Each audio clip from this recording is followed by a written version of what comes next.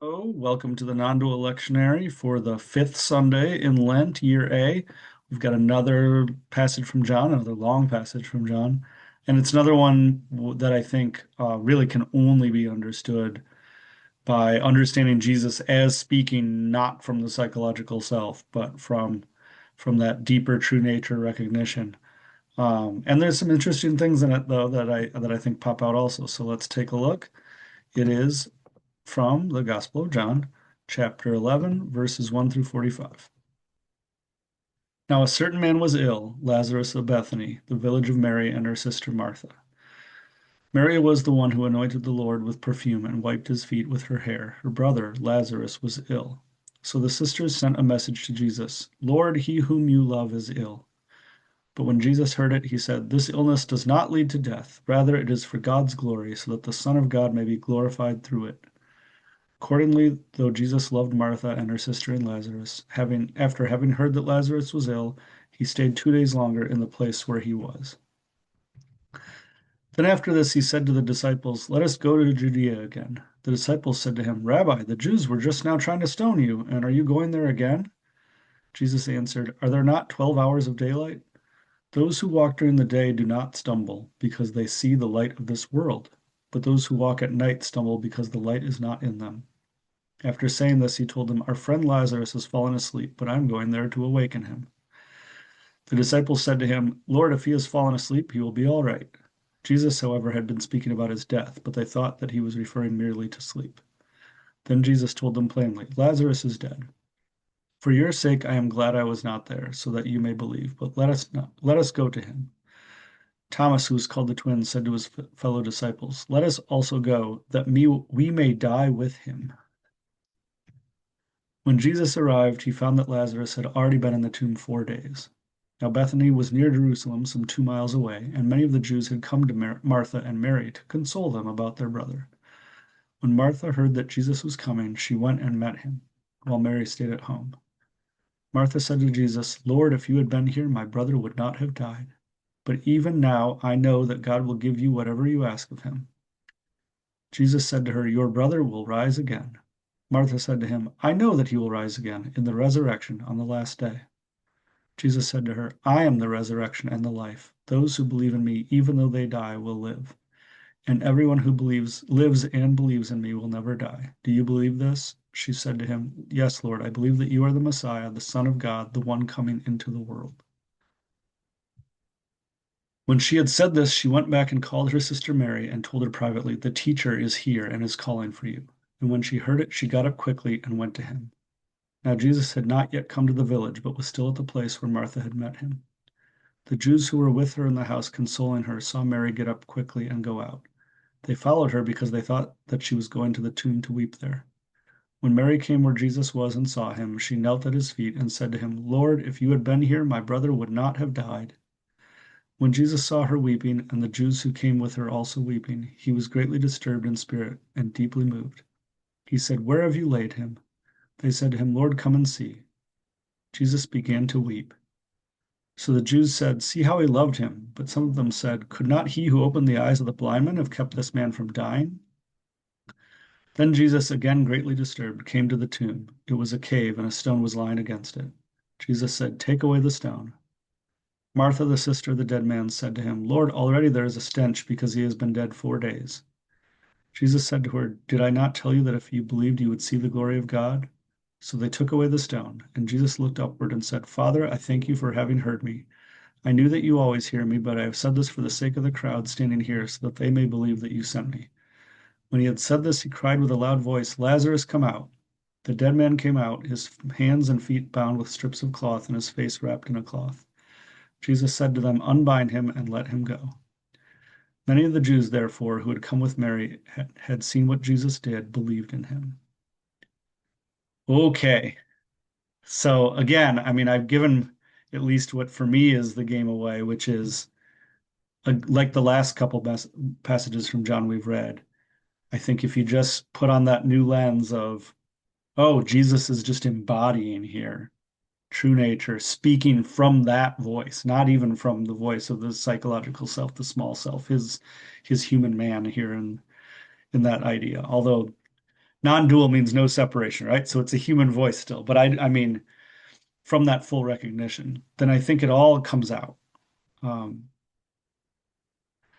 so the second paragraph I want to talk about because I think there's a couple cool things in there, and then we'll jump a little bit around. But the first, the Jews were just trying to stone you, and now you're going back there, and Jesus's message is, uh, if he speaks in a riddle kind of again, right? But if you walk during the day, you don't stumble because you see the light.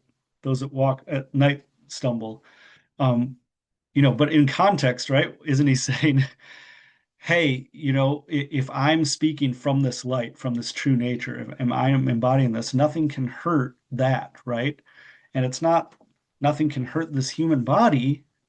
I mean, that's the metaphor here, right? The myth of it is that nothing can hurt this human body in a way, right? Because the myth is, um, Jesus embodying that to this mythological degree. But in real life, right? Again, if you're moving where life goes, right? If you're speaking from true nature, then of course this body can die.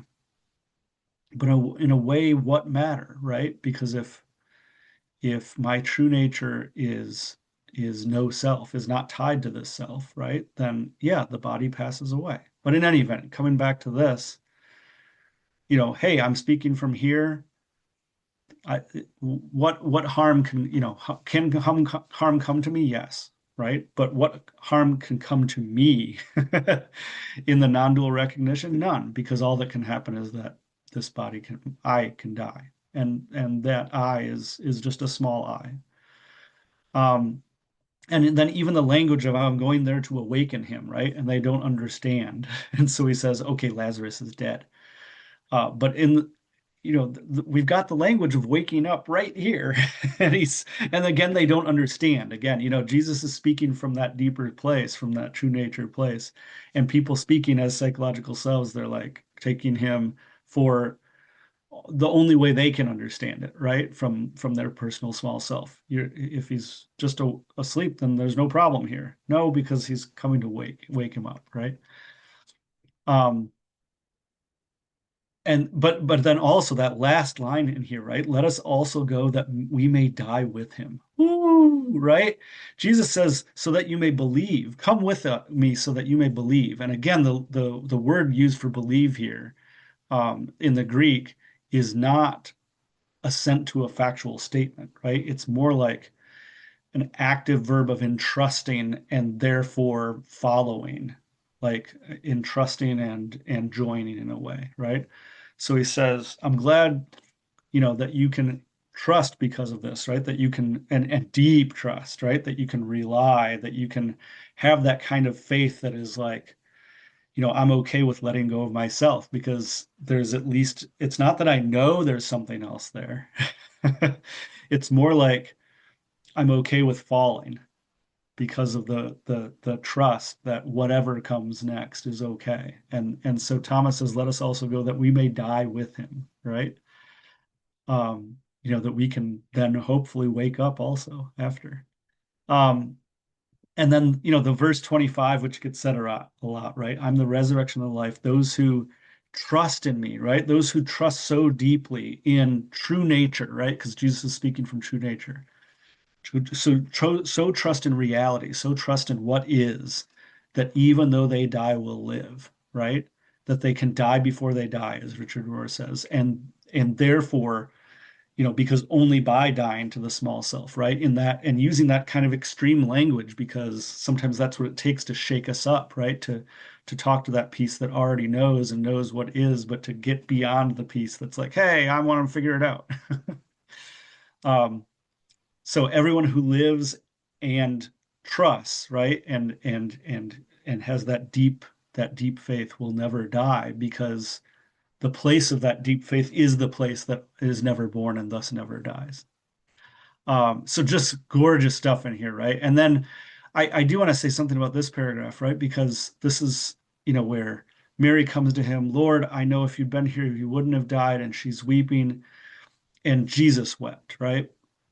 in this in this translation, it's Jesus began to weep, but it's the shortest verse in the Bible. Jesus wept in some other translations. But the point here, Jesus and I think this speaks to like non-dual, the non-dual message of everything, so beautifully, right? Because it's not, especially in John, we can get in touch with that mystical Jesus, right? That Jesus that kind of lives above and beyond and separate from it all, um, which is an aspect, right, of true nature, and it's an important one to emphasize because our small self is kind of so bound in the slings of arrows of outrageous fortune, right? It's buffeted by whatever is happening, right? High on the highs, low on the lows, something good happens and now I feel good, something bad happens and now I feel bad. That it can be really important to emphasize the part of true nature, right? That kind of fully understands everything's okay, that isn't touched by this body dying or this self dying, right? Because that aspect of it is um, so in that trust, right? So identified with the flow of life generally, right? That even any individual, including this individual dying, kind of doesn't matter. But that's only part of it again, right? Because that other part comes back in if non-dual really means non-dual. And so Jesus wept, right? Jesus is so touched, and Jesus is a human here, right? That in the pain and in the suffering that everyone around him is feeling, he feels it too. And Ken Wilber has a phrase, right? Hurts you more, bothers you less. So Jesus wept, but there's also no problem in the weeping, right? That's where life goes in this moment. Um, and then, Lazarus is raised from the dead, and in the mythological telling of the story, we don't have to, decide whether we believe he really was reanimated after dying or whether he wasn't. That's beside the point. It's a little bit silliness, right? To say like I believe that Jesus raised him strictly from the dead. It doesn't matter, um, because again, we've been told through the whole story, right? The point is the waking up, right? The point is the dying before you die, and then what lives on the other side. Well, you can only discover that, right? You can only live into it. Um, because if the small self, if the psychological self could conceive of it and figure it out and conceptualize it, then it would be separate from everything else that it has decided isn't that conception, and that would not be non-dual, would it now? So again, just the Gospel of John, just so full of good stuff. But this one here, I think a particular favorite. Just so many little nuggets we can glean out, all fundamentally going at like Jesus living from what is, pointing at what is, inviting others to see what is and live through what is, and we can do the same, right?